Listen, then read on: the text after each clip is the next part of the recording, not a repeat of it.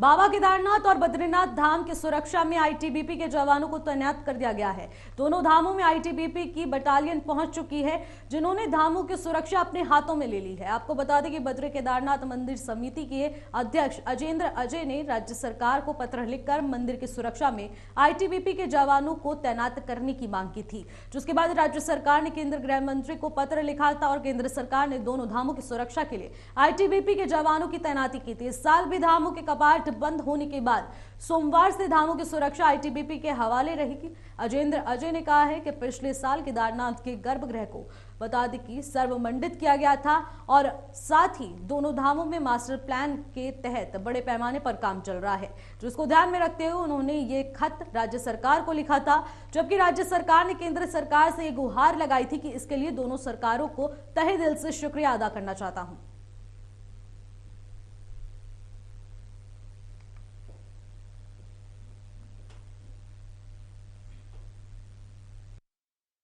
देखिए, आप जानते हैं कि गत वर्ष केदारनाथ धाम में जो गर्भगृह है उसको स्वर्ण मंडित करा लिया गया था और उसके अलावा केदारनाथ जी में और बद्रीनाथ जी में मास्टर प्लान के तहत में व्यापक स्तर पर निर्माण कार्य चल रहे हैं। शीतकाल में भी वहाँ पर निर्माण कार्य चलते रहते हैं और उसके कारण से निर्माण कार्यों के चलते वहाँ पर लोगों की आवाजाही भी बनी रहती है। निर्माण एजेंसियों से जुड़े हुए तमाम लोग, मजदूर इत्यादि भी रहते हैं। तो इसलिए सुरक्षा की दृष्टि से गत वर्ष मैंने प्रदेश सरकार को पत्र लिखा था कि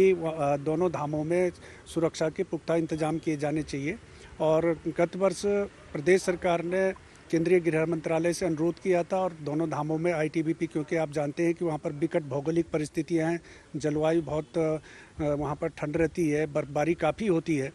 हालांकि सिविल पुलिस के जवान भी वहाँ पर तैनात रहते थे, लेकिन आईटीबीपी के जो जवान हैं इस प्रकार की परिस्थितियों के लिए अभ्यस्त रहते हैं। तो उस आधार पर वहाँ पर गत वर्ष भी आईटीबीपी के जवानों को तैनात किया गया था और इस वर्ष भी कपाट बंद होने के पश्चात फिर प्रदेश सरकार के स्तर से प्रक्रिया प्रारंभ की गई थी और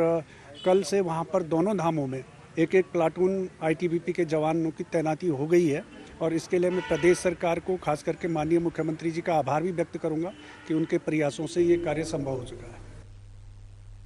और इसी खबर पर अधिक जानकारी के साथ हमारे संवाददाता योगेश सेमवाल भी हमारे साथ जुड़ चुके हैं। योगेश, बद्रीनाथ और केदारनाथ धाम की अब जिम्मेदारी सुरक्षा अब आईटीबीपी के हवाले हो चुकी है। बिल्कुल, ये बहुत जरूरी भी था ये, क्योंकि अगर देखा जाए तो वो जो क्षेत्र है उसके बाद चाइना बॉर्डर भी पड़ता है और इंडो तिब्बत जो सिक्योरिटी फोर्स है, अगर बात करें आईटीबीपी का जो है वो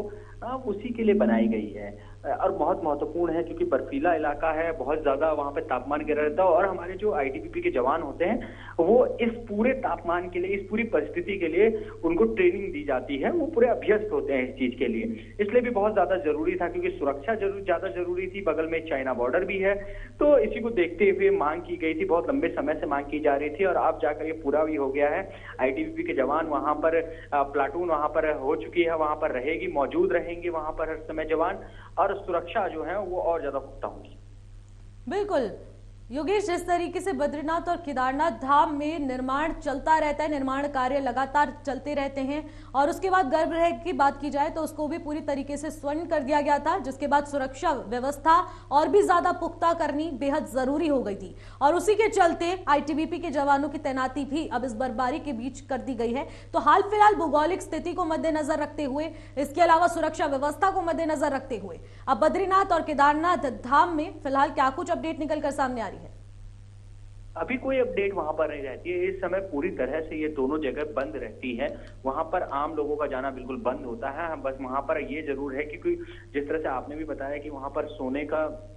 जो है, वहां पर सोना लगाया गया था केदारनाथ में, तो उसकी सुरक्षा भी बहुत ज्यादा जरूरी थी। तो इसी को देखते हुए ये है। और फिलहाल तो क्योंकि ठंड बहुत ज्यादा होती है, माइनस में वहां तापमान होता है, कई फुट वहां पे बर्फ गिर चुकी होगी, तो इस वजह से भी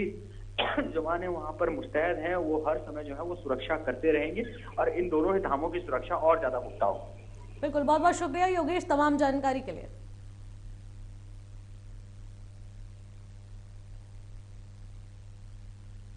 तो इसी के साथ अगली खबर का रुख करते हैं। उत्तराखंड को वेडिंग डेस्टिनेशन के लिए एक हॉटस्पॉट के रूप में तैयार किया जा रहा है, जिसमें अब बद्रीनाथ केदारनाथ मंदिर कमेटी भी अपना योगदान देने जा रही है। बता दें कि बीकेटीसी अब देवभूमि में उन मंदिरों को चिन्हित करेगी जिनकी पौराणिक हिंदू मान्यता है और उन मंदिरों की व्यवस्था दुरुस्त की जाएगी। बता दें कि बीकेटीसी के विजन के अनुसार धार्मिक और पौराणिक मान्यता के अनुसार क्षेत्र का वेडिंग डेस्टिनेशन के तौर पर विकास किया जाएगा, ताकि विश्व भर से लोग डेस्टिनेशन वेडिंग करने उत्तराखंड पहुंचे। दरअसल उत्तराखंड में इन्वेस्टर समिट के दौरान प्रधानमंत्री मोदी ने उत्तराखंड को वेडिंग डेस्टिनेशन के तौर पर विकसित करने का राज्य सरकार को मंत्र भी दिया था। इसी बीच जिससे राज्य में धार्मिक, आध्यात्मिक और प्राकृतिक स्थलों में लोग विवाह समारोह आयोजित करने में रुचि ले रहे हैं, लेकिन अब प्रधानमंत्री की सलाह से इन प्रयासों को न केवल गति मिल रही है बल्कि स्थानीय आर्थिक भी सवेरेगी और इसी के साथ ही राज्य सरकार द्वारा इसके प्रयास और भी तेजी से किए जा रहे हैं।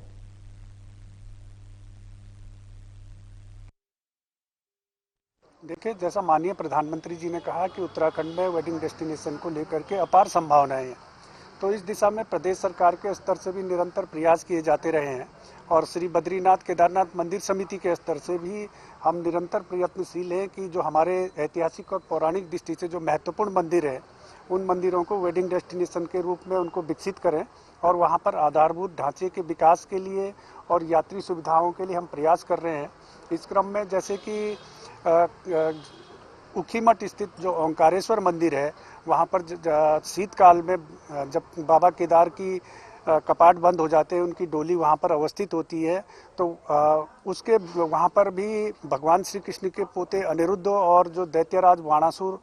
थे उनकी सुपुत्री उषा का विवाह मंडप है और बड़ी पौराणिक शैली में वो बना हुआ है। एक यूनिक चीज़ वो वहाँ पर है, तो उसके विकास के लिए भी हम प्रयास कर रहे हैं।